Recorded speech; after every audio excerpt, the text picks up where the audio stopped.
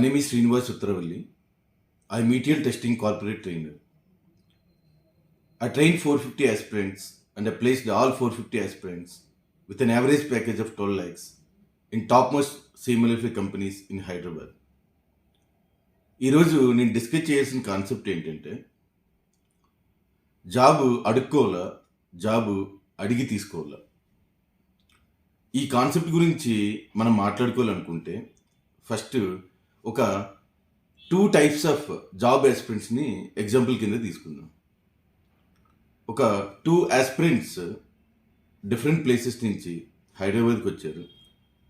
ఆ 2 ఆస్పిరెంట్స్ కూడా different training centres తిరిగి ఒక సేమ్ ట్రైనింగ్ సెంటర్ని చూజ్ చేసుకున్నారు. ట్రైనింగ్ సెంటర్ ఏమో ట్రైనింగ్ డ్యూరేషన్ మొత్తం 6 months అని చెప్పాడు. సో ఇద్దరు కూడా ట్రైనింగ్ సెంటర్ జాయిన్ అయ్యారు.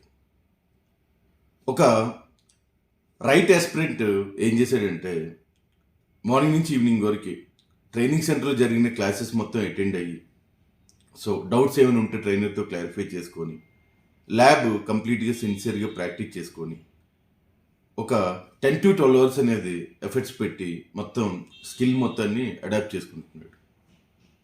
సేమ్ టైంలో ఒక డిఫరెంట్ జాబ్ ఆస్పిరెంట్ అనేవాడు, స్కిల్లెస్ ఆస్పిరెంట్ అనేవాడు ఏం చేసేవాడు అంటే రెగ్యులర్గా క్లాసెస్కి అటెండ్ అయ్యేవాడు కాదు, ట్రైనర్ చెప్పేది ఫాలో అవ్వడు, ల్యాబ్ ప్రాక్టీస్ చేయడు, ఏదో అలాగా హ్యాపీగా అలాగా 6 months గడిచిపోయింది. 6 months కరెక్ట్గా ట్రైనింగ్ డ్యూరేషన్ కంప్లీట్గా సిన్సియర్గా ఫాలో అయిన ఆస్పిరెంట్ అనేవాడు ఏం చేస్తాడంటే వాడు రెజ్యూమే ప్రిపేర్ చేసుకుంటాడు. ఆ రెజ్యూమే అనేది ఏంటంటే it's not like copy paste resume కాదు.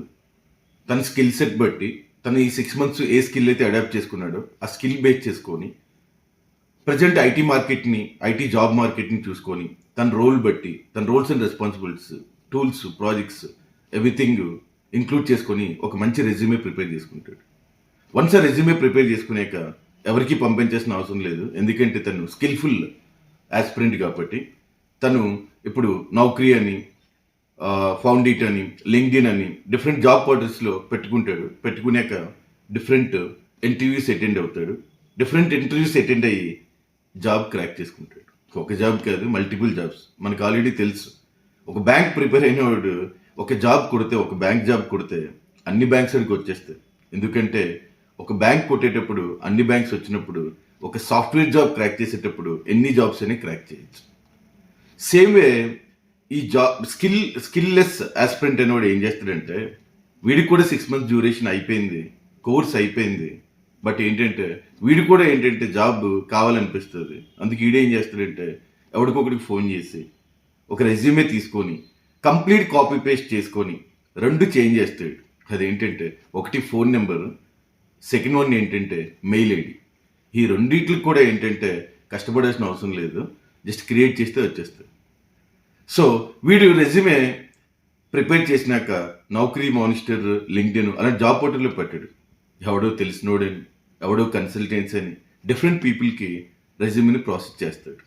ఎందుకంటే దానికి తెలుసు తనకి ఇండివిజువల్గా తన జాబ్ క్రాక్ చేసుకోలేడని చెప్పి. ఫస్ట్ ఆఫ్ ఆల్ ఈ స్కిల్ లేని ఆస్పిరెంట్ అనేవాడికి కాల్స్ రావు. కాల్స్ వచ్చినా మాట్లాడే క్యాపబిలిటీ ఉండదు, కాన్ఫిడెన్స్ ఉండదు. సో యూజ్లెస్ అన్నట్టు, ఉపయోగం లేదు. సో నేను ఫైనల్గా చెప్పేది జాబు అడుక్కోవాలా, జాబు అడిగి తీసుకోవాలా అనేది అర్థం కావాలనుకుంటే అసలు ఒక సాఫ్ట్వేర్ కంపెనీలో, ఒక సాఫ్ట్వేర్ ప్రాజెక్ట్లో ఒక జాబ్ అనేది, ఒక రోల్, ఒక ఓపెనింగ్ అనేది క్రియేట్ ఎలా అవుతుందో అనే ప్రాసెస్ని అర్థం చేసుకుంటే తెలుస్తుంది. ఒక సాఫ్ట్వేర్ ఇంజనీర్ ఓపెనింగ్ అనేది పడింది అంటే ఆ సాఫ్ట్వేర్ కంపెనీలో, ఆ సాఫ్ట్వేర్ ప్రాజెక్ట్లో ఒక individual roles and responsibilities fulfil చేసుకునే క్యాపబిలిటీ, ఆ స్కిల్ సెట్ ఉనే ఓ పర్సన్ గురించి వాళ్ళు వెయిట్ చేస్తున్నారు. ఆ స్కిల్ ఉండే క్యాపబిలిటీ పర్సన్ వాళ్ళకి కనిపిస్తే వాళ్ళు సింపుల్గా ఇంటర్వ్యూ ప్రాసెస్ ద్వారా హైర్ చేస్తారు. మనం జాబ్ అడుక్కోవాల్సిన అవసరం లేదు, జాబ్ అనేది అడిగి తీసుకోవాలి. Thank you. Soon I'll come up with more videos.